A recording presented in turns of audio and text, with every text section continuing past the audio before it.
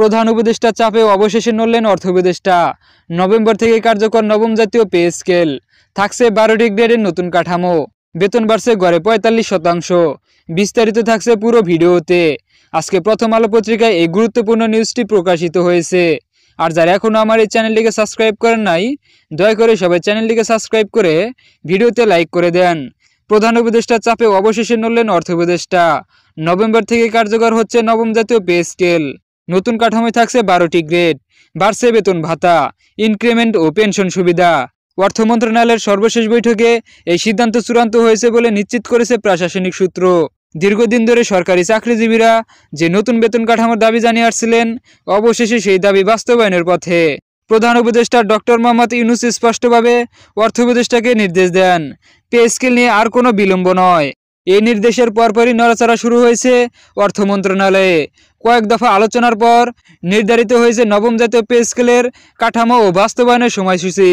নতুন পে স্কেলে সর্বনিম্ন বেতন ধরা হয়েছে 18,000 থেকে সর্বোচ্চ বেতন 1,20,000 টাকা। গ্রেড সংখ্যা কমে আনা হয়েছে 20 থেকে 12তে। এতে শুধু বেতন বৃদ্ধি নয়, পদোন্নতি, ইনক্রিমেন্ট এবং ভাতা কাঠামোতেও এসেছে বড় পরিবর্তন। জানা গেছে, গড়ে সরকারি চাকরিজীবীদের বেতন বাড়ছে 45% পর্যন্ত। অর্থ উপদেষ্টা ডক্টর সালেউদ্দিন আহমেদ বলেছেন, প্রধান উপদেষ্টার নির্দেশনা অনুযায়ী আমরা সব প্রস্তুতি সম্পন্ন করেছি। নভেম্বর থেকেই ধাপে ধাপে নতুন কাঠামো বাস্তবায়ন শুরু হবে। তিনি আরও জানান, প্রথম পর্যায়ে সচিবালয়, শিক্ষা, স্বাস্থ্য ও প্রশাসন ক্যাডারের কর্মকর্তাদের বেতন নতুন কাঠামো অনুযায়ী দেওয়া হবে। পরবর্তী ধাপে অন্তর্ভুক্ত করা হবে অন্যান্য মন্ত্রণালয় ও দপ্তরের কর্মচারীদের। অন্যদিকে সরকারি চাকরিজীবী সংগঠনগুলো এই সিদ্ধান্তকে স্বাগত জানিয়েছে। বাংলাদেশ সরকারি কর্মচারী ইউনিয়নের সাধারণ সম্পাদক বলেন, এটা দীর্ঘদিনের প্রাপ্তি। দ্রব্যমূল্যের ঊর্ধ্বগতির সঙ্গে খাপ খাওয়াতে এই বেতন কাঠামো অনেকটা স্বস্তি দেবে। তবে তারা দাবি করেছেন, বাস্তবায়নের ক্ষেত্রে যেন আর কোনো দেরি না হয় এবং সব পর্যায়ের কর্মচারী যেন সমানভাবে সুবিধা পান। নবম পে স্কেল শুধু বেতন বৃদ্ধি নয়, কর্মদক্ষতার ভিত্তিতে ইনক্রিমেন্ট ব্যবস্থাও নতুনভাবে সাজানো হয়েছে। একজন কর্মকর্তা যদি 3 বছর ধরে অসন্তোষজনক পারফরমেন্স দেখান, তবে তার ইনক্রিমেন্ট সাময়িকভাবে স্থগিত করা যাবে। এতে প্রশাসনের জবাবদিহিতা বাড়বে বলে মনে করছেন নীতি নির্ধারকরা। অর্থ মন্ত্রণালয়ের কর্মকর্তারা জানিয়েছেন, নবম পে স্কেলের পেছনে প্রায় 60,000 কোটি টাকার অতিরিক্ত ব্যয় ধরা হয়েছে। তবে প্রধান উপদেষ্টা বলেছেন, এই ব্যয় দেশের উন্নয়নের বিনিয়োগ, এটা ব্যয় নয়, এটা উৎপাদনশীলতার উৎসাহ। সরকারি চাকরিজীবীরা বলছেন, গত কয়েক বছরে দ্রব্যমূল্যের ঊর্ধ্বগতি, বাসা ভাড়া, চিকিৎসা ও শিক্ষার খরচ বহুগুণ বেড়ে গেছে। বেতন অনেক ক্ষেত্রেই পর্যাপ্ত ছিল না, তাই এই নতুন কাঠামো তাদের জন্য স্বস্তির খবর। নবম পে স্কেলে বোনাস ও পেনশন কাঠামোতেও এসেছে পরিবর্তন। আগে যেখানে 2টি উৎসব ভাতা দেওয়া হতো মূল বেতনের শতভাগ হিসাবে, এখন তা বাড়ানো হয়েছে 125% পর্যন্ত।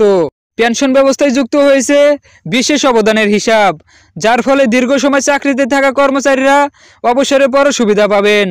প্রধান উপদেষ্টা বলছেন, আমরা চাই প্রশাসনে ন্যায়সঙ্গত সুযোগ, জবাবদিহিতা এবং সম্মানজনক জীবনযাত্রা নিশ্চিত করতে। এই পে স্কেল সেই লক্ষ্যে এক বড় পদক্ষেপ। এদিকে অর্থনীতিবিদরা বলছেন, বেতন বৃদ্ধি সাময়িকভাবে ব্যয় বাড়লেও বাজারের ক্রয় ক্ষমতা বাড়বে, যা সামগ্রিকভাবে অর্থনীতিতে ইতিবাচক প্রভাব ফেলবে। তবে তারা সতর্ক করেছেন, যেন এই বেতন বৃদ্ধির সঙ্গে মুদ্রাস্ফীতি আরও না বাড়ে, সে বিষয়ে কঠোর নজরদারি দরকার। চাকরিজীবীদের দাবি, যেন দ্রুত গ্যাজেট প্রকাশ করে বাস্তবায়ন শুরু করা হয়, কারণ অতীতে অনেকবার ঘোষণার পরেও দেরি হয়েছে। অর্থ মন্ত্রণালয়ের সর্বশেষ তথ্য অনুযায়ী নভেম্বর মাস থেকেই সরকারি খাতে নতুন হারে বেতন দেওয়ার প্রস্তুতি শুরু হবে। হিসাব নিকাশে প্রাথমিকভাবে 5% ভাতা আগাম দেওয়ার সিদ্ধান্ত নেওয়া হতে পারে।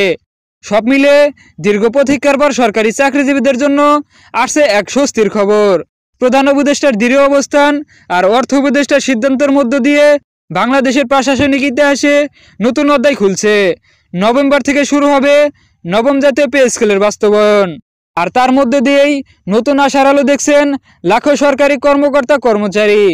নভেম্বর থেকে শুরু হবে নবম জাতীয় পে স্কেলের বাস্তবায়ন, আর তার মধ্য দিয়েই নতুন আশার আলো দেখছেন লাখো সরকারি কর্মকর্তা কর্মচারী।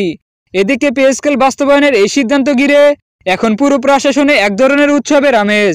বিভিন্ন দপ্তরে শুরু হয়ে গেছে হিসাব নিকাশের কাজ। অর্থ বিভাগের এক কর্মকর্তা জানিয়েছেন, প্রতিটি মন্ত্রণালয়কে বলা হয়েছে তাদের অধীন কর্মচারীদের তথ্য হালনাগাদ করে আগামী 15 নভেম্বরের মধ্যে জমা দিতে। এরপরে প্রকাশ করা হবে চূড়ান্ত গ্যাজেট, যেখানে বিস্তারিত থাকবে নতুন স্কেল অনুযায়ী বেতন ও ইনক্রিমেন্টের পরিমাণ। সরকারি কর্মচারীদের মধ্যে এখন সবচেয়ে আলোচিত বিষয় হলো নতুন কাঠামোতে কিভাবে গ্রেড অনুযায়ী বেতন নির্ধারণ হবে। প্রাথমিক খসড়া অনুযায়ী 12তম গ্রেড থেকে শুরু করে প্রথম গ্রেড পর্যন্ত বেতন পার্থক্য থাকবে ধাপে ধাপে। তবে পুরনো কাঠামোর মতো বড় ব্যবধান থাকবে না।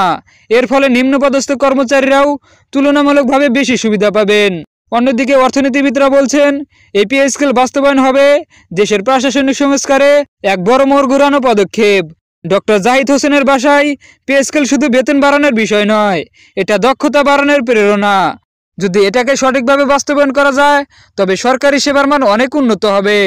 তবে অর্থ মন্ত্রণালয়ের একটি অংশ এখনো উদ্বেগ প্রকাশ করেছে। তাদের আশঙ্কা হঠাৎ এত বড় ব্যয় সরকারের রাজস্ব ঘাটতি বাড়াতে পারে।